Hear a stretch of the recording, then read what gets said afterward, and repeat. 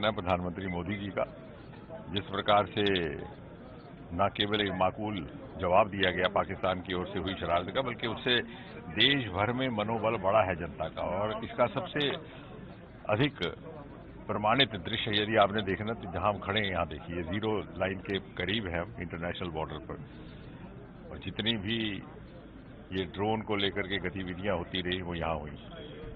एक तो भारत को अपनी क्षमताओं का प्रदर्शन करने का अवसर रहा, और ये सारी की सारी क्षमताएं गत 10 वर्षों में भारत में निर्माणित हुई हैं, चाहे वो टेक्नोलॉजी है, चाहे वो अनमैन्ड एयर स्पेस सिस्टम्स हैं।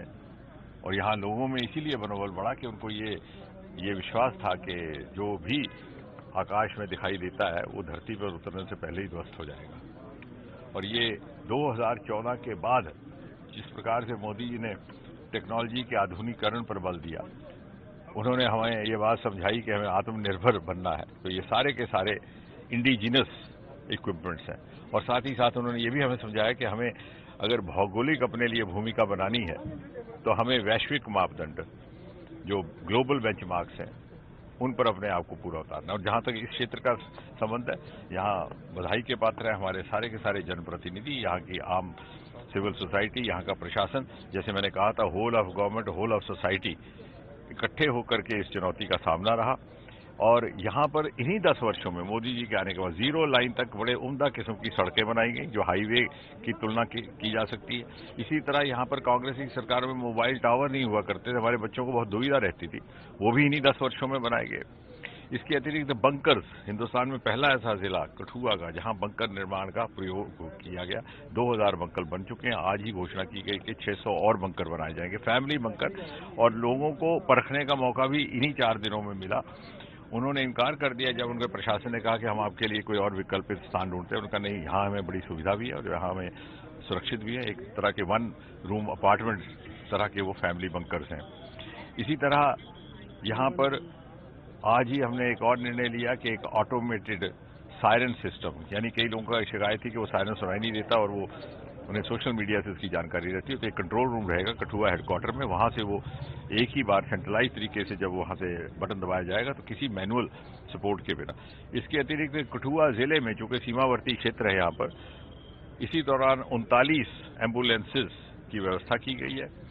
कठुआ के गवर्नमेंट मेडिकल कॉलेज में पहले से जो क्रिटिकल एम्बुलेंसेज थी उसके अतिरिक्त 2 और एम्बुलेंस उपलब्ध कराई गई और 50 बेड निर्धारित किए गए अलग से, जो रजौरी का हमारा अस्पताल है, कि अगर कोई इस तरह की बात हो जाए, और उसी तर्ज पर यहाँ पर भी उसकी व्यवस्था की जा रही है। भारत की कार्रवाई पर मजबूर कर दिया डीजीएमओ पाकिस्तान को कि वो बात करे। निश्चय ये न केवल पाकिस्तान को बल्कि दुनिया सारी को एहसास हुआ है कि भारत की क्षमताएं किस स्तर की हैं। बल्कि उनके एक पूर्व मंत्री ने ये कहा भी कि आज का भारत वो भारत नहीं रहा जो हम सोचा करते थे। तो क्या लगता है सर, ये कार्रवाई जो है लगातार आतंकियों पर, जैसे जो मोदी जी ने कहा है, प्रधानमंत्री जी ने कल अपने संबोधन में, उसमें कुछ जोड़ने की कोई औचित्य नहीं, कोई आवश्यकता नहीं। मेरे ख्याल वो अपने आप में पर्याप्त है। उन्होंने स्पष्ट किया है कि कोई भी चुनौती होगी उसका जिस तरह का जवाब दिया जाएगा वो दुनिया के मिसाल के तौर पे उसका जिक्र होगा।